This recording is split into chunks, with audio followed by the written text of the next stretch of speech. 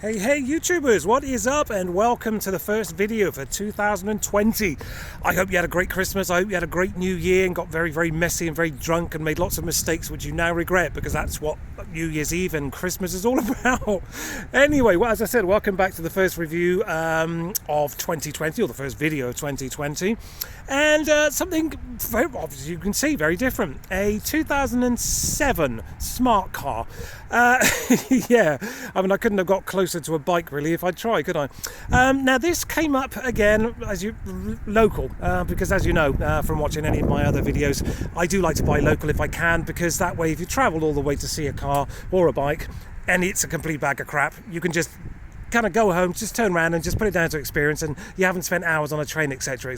So as I said, I do like to buy local whenever possible. Plus obviously you get to meet people, and you might even meet them in the future and stuff, which I've actually done, which is always nice. Now, as I said, this is a 2007 with 108,000 miles.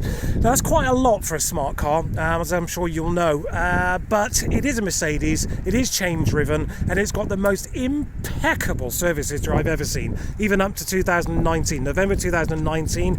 That's when it's had its last MOT with no advisories, and that's when it had its last service. Most of the other service history is actually by Mercedes, and they give you this little kind of pamphlet with your name and the registration and the mileage and the year and all that kind of stuff, and it's got loads and loads of those. It had a new clutch as well 2 years ago. It had a new ECU costing nearly £2,000 a couple of years ago as well. So just in the last couple of years, it's had getting on for £3,000 spent on it. Now, talking of money, how much would you or should you be expected to pay for one of these? Now there's a question, because most of these that I've seen are the 700, or I think it's 698cc version, which I imagine is pretty weak. And prices kind of reflect that. This isn't. This is the 1 litre, the Passion 1 litre, with a couple of little extras which I'll show you in a minute. So it doesn't hang about too much. It's a lot of fun. I mean, it's not going to win any bloody races, let's be honest, but I mean, look at it. You can park it anywhere. But going back to prices, you should be looking to pay anywhere between, I would think, £700 and £1,000 for the...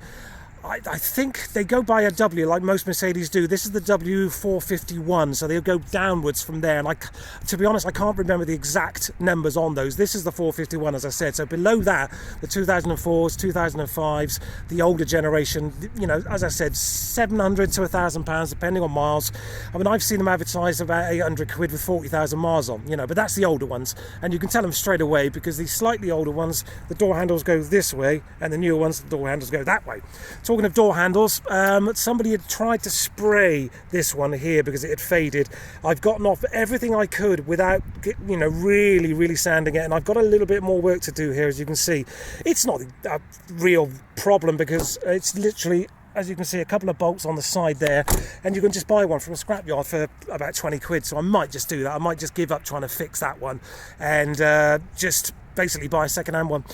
Now this used to be, let's go back to prices. As I said, this is the Passion semi-automatic paddle shift version, which I'll show you again in a minute. Now these, I think, even with 100,000+ miles, you should be looking £1,000 plus, you know, anywhere between 12 and 1,500 quid. I think it'd be a fair price, especially for one like this, because as you can see, it is immaculate. Really is immaculate. The wheels, I imagine, have been refurbed, because I can't find a mark on them, apart from, as we say that, a tiny little scuff down there. Somebody's painted the calipers green and the drums green, but as you can see, they've started to rust a little bit now, so that could do with another going over. And the little knobs on the end of the windscreen wipers and the indicators, they're green, and as is the paddle shift, which I'll show you in a minute on that anyway. But this actually was a silver car. In 2013 it was resprayed. Blimey, look at the size of this bugger. It was resprayed. Hold on a second, guys, you might not be able to hear me with this. As I said, in 2013, this was resprayed. It was originally silver, so somebody's actually gone out and got this resprayed. So you think about it, new clutch, new ECU, respray, all the rest of it, you know, nice wheels. It's a lovely little car. It really, I mean, I've got a lot of time, and it's got this little carbon fibre air intake there as well, which is kind of cool. And these, which I imagine are to stop you hitting the bumper, as in bumper stops. I thought they were sensors at first, but alas, no. If you know anything about the smart cars, you know obviously that the engine is in the boot, and it took me ages to work out that you've got to lift the glass first. Hold on a sec. and then you pull down those little catches there and there, and the engine is actually underneath that metal plank thing there, as you can see. And to be honest, I thought that you'd get a lot of engine noise, but the insulation they've done, let me just see if I can get this crap back in here. The insulation that they've done between the engine and the cab, as it were, is incredible. You can barely hear it. Now, obviously, as you can see, there's the driver's seat and there's the engine. That's how close you are. And as I said, the insulation job they've done on there is that good that you can barely hear the engine. It's there, obviously, but I wouldn't say it's any louder or more obvious that the engine's there than it is on any other car, which I think is an incredibly good job. As I said, it was resprayed white, and it's immaculate, apart from this tiny little mark here and here. It kind of goes up and down. That'll polish out if I could be really bothered to do that. But it's an odd one because it's also this is the panoramic glass roof, which I'll show you in a minute.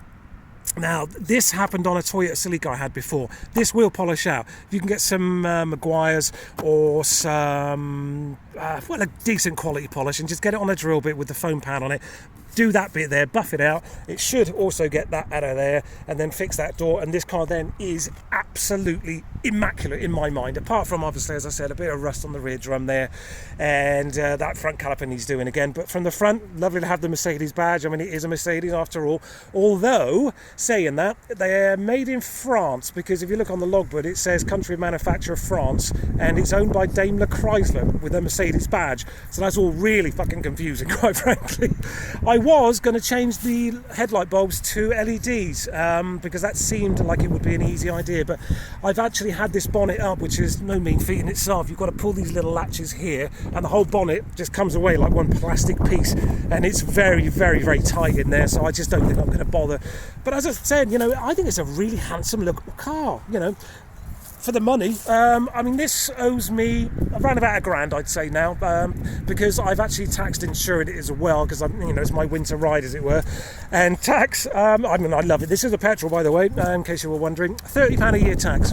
Gotta love that. I mean, it's a 1 litre car, £30 a year tax, 70 miles to the gallon. I mean, what's not to love about that? People may laugh at you, but I think this black and white Stormtrooper colour scheme, £30 a year road tax and 70 miles to the gallon, if they want to laugh, let them laugh. At the end of the day, who's laughing all the way to the bank with that? You can park it anywhere. Young drivers, super cheap insurance, cheap to run, great miles per gallon, road tax, etc, etc. I mean, what's not to love about that? And I think it's funky. Now let's get inside and I'll show you what's going on in here, because again, I think it's a nice little place to be. The seats are relatively sporty. I love the way they go all the way up with a nice headrest integrated into the seat as well. I would have liked to have seen a bit of a better bolster, but this is, this isn't the top of the range. I think they do a turbo in this as well. I put new mats in, as you can see, as I often do, just because I thought it kind of needed it. There's your little coin holder.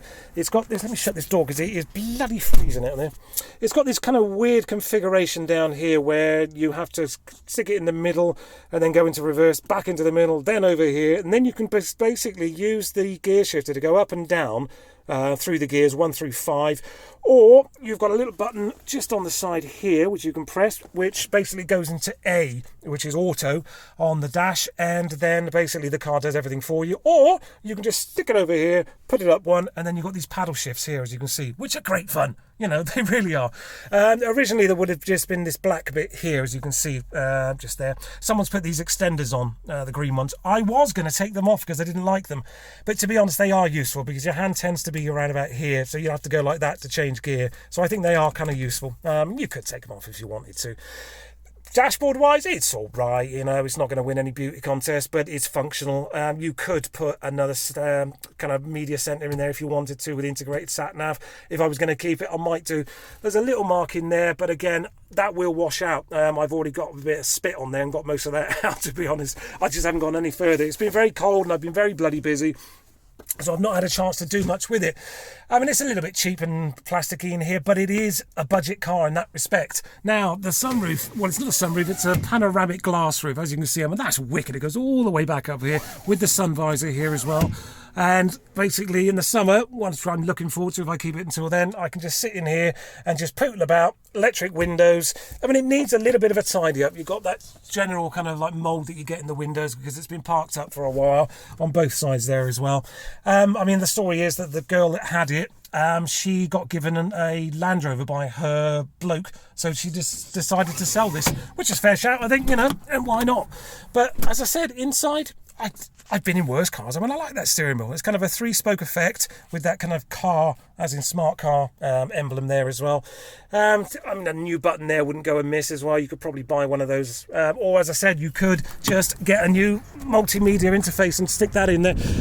Those are the 2 bolts I was telling you about, which I might, because they hold that door handle on, so I might just change that out because they're only 20 quid.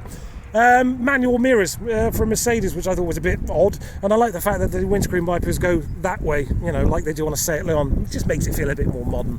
But not much else to say, guys. I'm not going to stay out here too long because I am bloody freezing, to be fair. But this is the first thing I've picked up for 2020. And I wanted to share it with you because I don't think it's going to hang about long. I've got a guy coming in about half an hour to come and have a look at it who wants to do a Part X on a bike that I've been wanting to try for years. I mean, literally like a decade. And it's never been the right price or the right mileage, etc., etc. Now, this young lad, as I said, it's the middle of winter, and he's obviously spent all his money on New Year's Eve, and he wants to sell the bike, which is great for me. I love to buy bikes in the winter because you always get them a bit cheaper. I will be sorry to see this go. I mean, he wants to do a Part X deal on this where I give him a bit of cash and the car, and he gives me the bike kind of thing, But I would be really sorry to see this go because it's been a lot of fun. I think it's funky as hell. It's incredibly cheap. You just put it into auto or use the paddle shift to, change gear. You can zip around town in it. It doesn't hang about. As I said, it's the 1 litre version, not the 698 or 700cc version.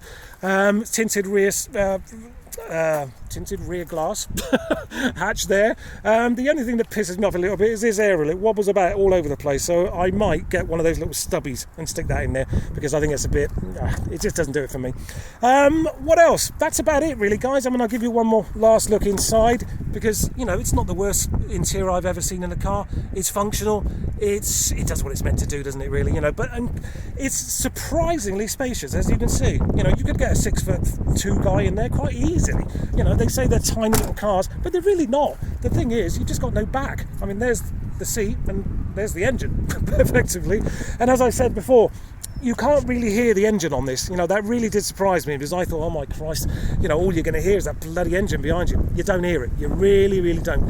I'm not going to bother starting now because it's just a 1 litre engine. If you really want to hear what one of these sounds like, go and test drive one. I mean, I really would suggest, don't poo-poo these. Don't just write them off as a bag of crap that you don't want. If you're after economy and cheap to run and a funky little car, seriously, you should consider one of these because £1,000 will get you a half decent one. 1,500 quid will get you one like this because by the time I've done all the bits and bobs that I want to do to this, I reckon it's worth 1,500 quid. I got it cheap, and I'm hoping I'm going to get my money back plus a drink in it for me, shall we say, for all the things that I'm going to do, like touch up that caliper, touch up that drum, do that door handle, fix that aerial at the back, new mats that I've already put in, that kind of stuff. I want to get my money back for all of that, plus a drink out of it, that'd be nice.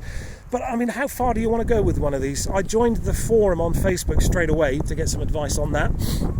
And there was a huge community, like 13,000 people are a member of the Facebook community for one of these cars. And there's a website which will tell you everything you need to know. Incredibly easy to work on as well, doing the servicing yourself. Because I was going to do an oil change and then I realised it's already been done. And the parts are super cheap.